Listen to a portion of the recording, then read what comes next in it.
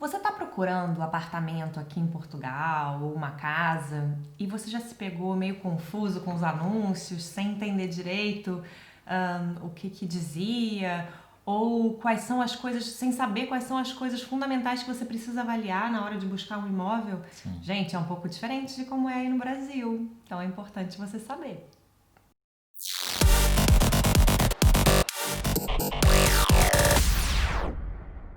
E agora a gente não pode deixar de pedir para vocês curtirem esse vídeo, mesmo que não gostem, mas eu acho que vocês vão curtir bastante esse vídeo. E também, gente, não se esqueçam de se inscrever no nosso canal. Tem muita gente que assiste aos nossos vídeos, mas não está inscrito. Aí Isso é um não sabe absurdo. quando tem live, não vê as nossas novidades. Perde muita coisa. Bom, vamos lá. Vamos ao assunto agora. Então, você já entrou lá no Idealista, no Imo Virtual, na OLX, No Sapo. no sapo.pt, aí tem os sites das próprias Imobiliárias. agências imobiliárias, tem a Remax, tem a KW, Tem a Zoom. Zoom, tem um Nova monte, Era, né? tem Nova um monte. Era, IAD, olha, são muitas. E aí você, vou procurar um apartamento para alugar ou para comprar, que aqui eles falam arrendar, ou uma casa, e aí você vê lá assim, T1, T2 mais 1, T0. T0, que raio de negócio de T é esse, gente? T7. É mole. T é o número de cômodos. Então, se é um quarto, é um T1. Se é 2 quartos, é um T2. Se é 2 quartos mais um escritório, que geralmente é um quartinho assim, sem janela, Bem lembrado. é um T2 mais 1. Essa questão do T2 mais 1, como exemplo, é que geralmente esse mais 1, ele não tem nenhum entrada de luz. De ar, né? De ar não, de luz, tá certo. De luz.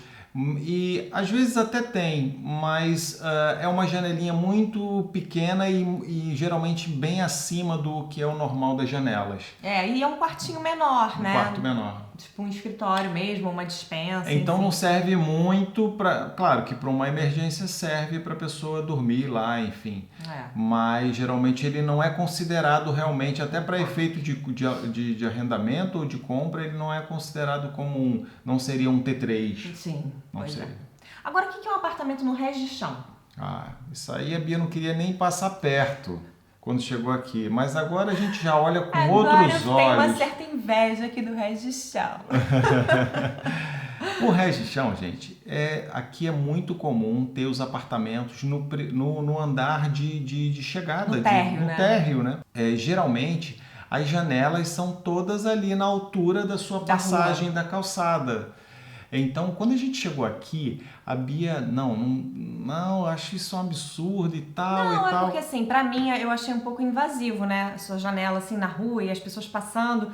Hoje eu já me acostumei porque eu vejo que é comum aqui. As pessoas deixam uma cortininha fechada, alguma coisa assim. Mas qual é a vantagem do Regichão? A vantagem do Regichão é que geralmente tem uma área ou na parte na parte de trás, né? Na parte de trás, e que você pode aproveitar como um quintal mesmo. Um quintalzinho e às vezes um quintalzão. E, gente, o que é um apartamento na cave? Esse aí a gente ainda Tem não... bastante aqui.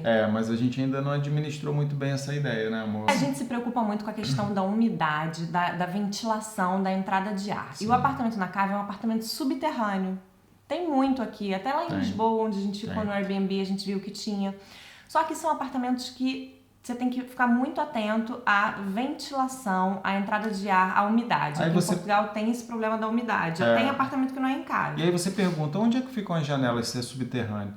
As janelas serão aquelas janelas mais filetinho, no assim, no alto. E talvez nem em todos os cômodos. Nem em todos os cômodos. Então, atenção também, se for alugar um apartamento na cave, tenha certeza de que você está vendo um que você vai ter uma ventilação boa. O que são os arrumos? Os arrumos são aquelas áreas onde você pode guardar toda a tralha que você tem. Geralmente, é o quartinho da bagunça. É o quartinho da bagunça. E geralmente você tem isso muito lá na garagem. Às vezes, além da vaga de garagem, você tem um quarto mesmo, né? Que você tem a chave que você tranca e são os seus arrumos. Ou você tem uma área atrás da vaga que as pessoas botam umas estantes e enchem de coisa lá, né? Ou até mesmo a garagem é fechada. Também Que se usa muito aqui a garagem o fechada, box, o né? box. Fechado. E aí você pode colocar lá armários, bicicleta, roupa de frio, ventilador, que aqui só usa ventilador 3 meses no ano, então desce os ventiladores, né? Os arrumos são bem úteis aqui. O nosso não é fechada, mas a gente coloca muitas coisas lá, porque ninguém mexe, né, gente? Então, ninguém mexe. Bom, agora vamos para a questão da moradia, que são as casas, né? Depois a gente vai falar um pouco, gente, sobre o que você precisa saber de cada lugar que você vai procurar. Mas as casas aqui são chamadas de moradia. Só que aí você tem a moradia independente, a moradia em banda, a moradia geminada, a moradia bifamiliar, a moradia... andar de moradia, e as pessoas ficam meio perdidas. O que quer dizer isso tudo? Então vamos um a um. O que é uma moradia independente? É uma moradia com 4 frentes, que não é colada em nenhuma outra casa. Uma moradia geminada é uma moradia que divide a parede com outra casa. Com outras casas, né? Não, com uma casa. Sim. Geralmente é uma casa construída inteira e ela é dividida no meio. De um lado mora uma família, do outro lado mora outra, né? E tem tudo de um lado, tudo do outro, e um muro que divide os quintais. Geralmente a moradia geminada é assim. Aí você tem a moradia em banda. Como que é a moradia em banda? São várias casinhas construídas umas coladas nas outras. Só que a garagem é comum a todo mundo. Tem uma entrada de garagem, tá? O que é um andar de moradia? É o oposto da geminada. Em vez de você dividir a casa no meio, você divide o andar de baixo mora uma família e o andar de cima mora outra.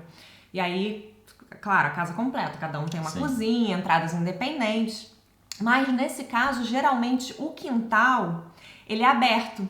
Porque você não tem muito como cortar o quintal no meio. Então, assim, você até tem metade, esse lado é de uma família, que é onde tem o box da garagem, esse lado é da outra família, que é onde tem o outro box. Mas geralmente eles são abertos, pode até ter gente que separe com uma cerquinha e tal, mas já é uma convivência ali um pouco mais intensa com a família que mora em cima ou embaixo. Mas tem muito aqui também. E tem muito também aquelas casas que são divididas em 4, que elas são andar de moradia geminada também, né? E aí moram 4 famílias, cada uma, enfim, numa casa separada, mas a mesma construção. O que é uma moradia bifamiliar? A moradia bifamiliar é aquela casa, é um terreno em que 2 famílias podem morar. E aí tanto pode ter uma casa principal e uma menor atrás, tipo um T1 atrás e um T3 na frente, né? Para você morar com alguém da sua família ou para você arrendar, enfim. Ou a mesma casa... a cave ou o regichão é para uma família e a segunda é para outra, mas vende-se tudo junto. Então, quem compra tem a opção de morar com 2 famílias ali, entendeu? Deu para entender a diferença? Sim, claro. Moradia familiar é uma moradia em que moram 2 famílias, enfim. Aí, gente, as casas também têm, e os apartamentos também têm, os apartamentos de último andar, o aproveitamento do sótão. Sim, muito comum isso aqui. Que assim, é uma área que aí ela vai ter uma parte que é mais baixa, né? Mas as pessoas às vezes fazem mais um quarto, constroem um banheiro, ou fazem uma sala de brinquedo, ou fazem um escritório. Geralmente essa área é para diversão e às vezes vira uma suíte também, pode ser. Isso. Pronto, agora a gente já falou dos tipos de casa. Agora o que você tem que prestar atenção quando você for buscar um anúncio?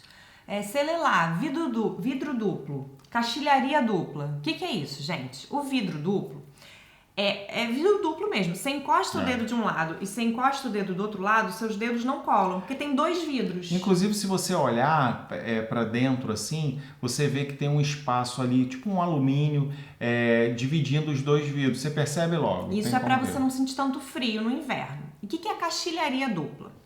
É assim, você tem o vidro, aí você tem uma persiana que desce, né, para escurecer, e por fora você tem mais um vidro, que também pode ser duplo ou não, né? Então, às vezes você vê vidro duplo e caixilharia dupla. E aí você sabe que é um apartamento que vai proteger mais do frio e do vento. Claro. E aí a gente já entra na questão da certificação energética. Que influencia nessas coisas. Que influencia também, porque a certificação energética, ela trata do conforto térmico e do gasto energético. Então... vai uma pessoa sempre verificar, né? Tem um engenheiro que verifica isso em todos os imóveis. Os imóveis novos que estão sendo construídos aqui em Portugal, eles obrigatoriamente têm que ser B para cima. A ou B, ou B+, enfim. Tem essa diferença, né? De B, B+, B-. A grande maioria é C, mas você também vê muito imóvel D, E e F. Um imóvel F, gente, deve ser um imóvel muito gelado e que você gasta muita de energia também, né? Até os eletrodomésticos aqui tem essa divisão. O eletrodoméstico que é a é um eletrodoméstico que ele vai ser um pouco mais caro, mas ele vai ter mais eficiência, você não vai gastar tanto na conta. Então, atenção a isso. Por exemplo, o nosso aqui é C. Tem aquecimento central, tem vidro duplo, não tem castilharia dupla. E ele é frio, porque ele é virado também para o norte. Todo mundo fala que o imóvel... Porque tem um vento, que é a tal da nortada, né? Todo mundo fala que, assim, não compra imóvel virado para o norte, que é muito frio. Os portugueses, a gente não sabia disso. O que a gente queria? A gente queria sol da manhã, porque no Brasil, sol da manhã, para ficar arejado. Aqui é o contrário. Porque o sol da manhã, o leste tá aqui, ele é virado para o norte, então ele pega o sol da manhã, só que a boa é o sol da tarde, que deixa mais quentinho e não pega essa ventania toda. Ou um apartamento com 2 frentes, que aí pega, né? Sim. O ideal, quanto mais frente tiver disponível, né? Então, são todas essas coisas que você tem que olhar. A certificação energética, se for C, legal. Se for D, você já começa a ver se ele é virado para o norte. Tem algumas coisas que você tem que considerar, não é só a É importante que você energética. também goste do imóvel, que você se sinta bem no imóvel, que você visualize você morando ali. Mas atenção a essas questões. Pede para ver os armários por dentro, por causa da umidade. Você pode se surpreender. Tem apartamentos, já falei, que pinga água do teto, aqueles tetos com ripa de madeira, pinga água do teto no frio, estraga todas as roupas das pessoas, né? Esses mais antigos. Como em qualquer outro país também, tem essas coisas de umidade, tem essas questões.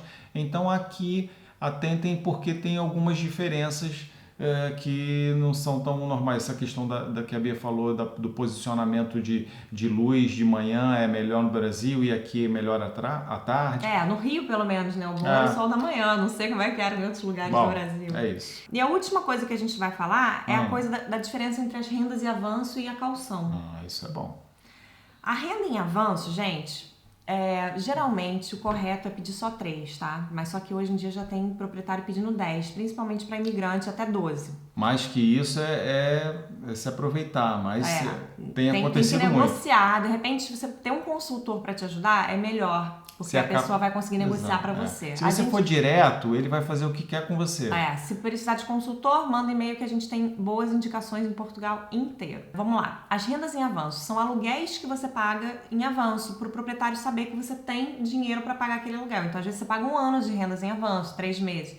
A caução é um dinheiro que você paga que vai ficar guardado até o final do seu contrato para caso você danifique alguma coisa e vá embora sem consertar, essa caução fica presa. Ou se você não paga os últimos aluguéis por algum motivo, enfim.